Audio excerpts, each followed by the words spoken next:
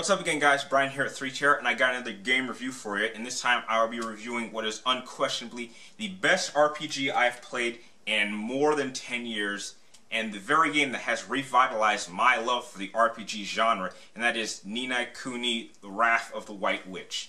Now, in terms of story, it follows a little boy named Oliver who suffers a really terrible tragedy early on in the game, and after going on to a really deep depression, his little stuffed animal named Mr. Drippy, and I know Mr. Drippy sounds a little weird, comes to him and says, you know, if you come to my world and save this powerful mage named Alicia, that actually might bring your mom back. And after hearing that, Oliver then agrees to travel to Mr. Drippy's world and go on an amazing epic adventure to really discover how this world works and grow as a powerful wizard himself in order to defeat the Dark Jinn Shaddad and hopefully bring his mom back. And over the course of the game, you'll be going on multiple beautiful locations which range from erupting volcanoes to desolate deserts to even going on the high sea, flying on dragons, even time traveling between the past and the present.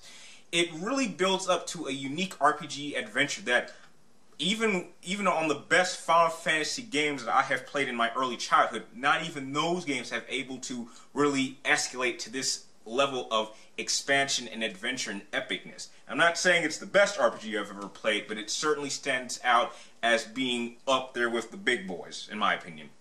In terms of gameplay, it takes some elements from two of my all-time favorite childhood franchises that range between Pokemon and some of the later Final Fantasy games. Now, on the Pokemon side, throughout the game, you'll run into creatures called familiars. Now, these familiars act just like Pokemon. You'll run around the plane and go into these battle stages where you'll have to fend them off. Now, if you manage to hit one in the right way, you can actually then have the ability to tame them, and then they will fight for you. Now, going on to the Final Fantasy side, you can actually incorporate these familiars into battle and actually roam the battlefield. It won't be like the older Final Fantasy games as you're on this side and the enemy's on this side and you're just attacking back and forth. Actually having the ability to move around the battlefield actually gives a bit of strategy because some enemies have certain attacks in which you'll have to choose how to defend or attack at the right moment, so there's much more strategy needed to win certain battles. Now, it's not to say that Ni No Kuni is perfect. The only real flaws that I can really tell to you that may be annoying problems at the beginning is that it's not a real fond idea to have all your familiars and your main party characters share the same health bar. That means that if one character goes down, everyone in that party goes down. And each character can hold up to 3 characters, so at any given time there's about 12 of you. So it's really kind of ironic how all 12 of you can get knocked out so easily. It also is to note that when you're actually level grinding your monsters, when you get to a certain level, when you can evolve them, once you choose to evolve them, it's not like it is in Pokemon where they simply continue from that level. They actually get dropped all the way back to level 1, and so you have to kind of retrain them again. However, it is a little bit easier, and they do kind of grow a little bit faster, but that's just a little annoyance that I came. Now, one very major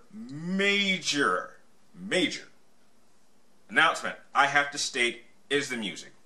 Oh my god, this is probably the best soundtrack I've heard for a video game for this generation, period.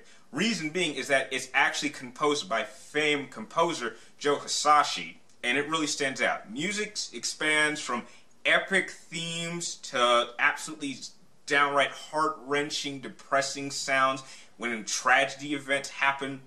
And I'm not even ashamed to state this, that I have got the soundtrack and actually have downloaded it to my PlayStation and all of my portable music devices so I can listen to it even when I'm working out. Because it just gives you such a warm, you know, thrilling feeling to hear this type of music just on a regular basis.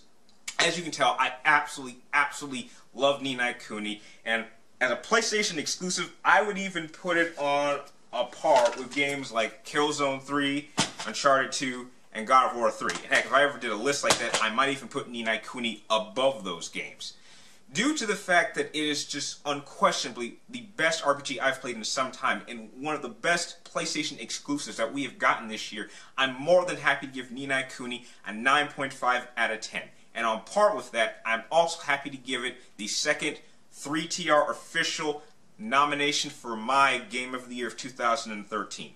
please, if you get a chance, rent this game or simply buy it, because I guarantee you, you will not be disappointed. If you like this game review, please like, comment down below, and please subscribe to keep track of me in my future movie and video game reviews. And like always, thank you guys for watching, and I'll see you next time.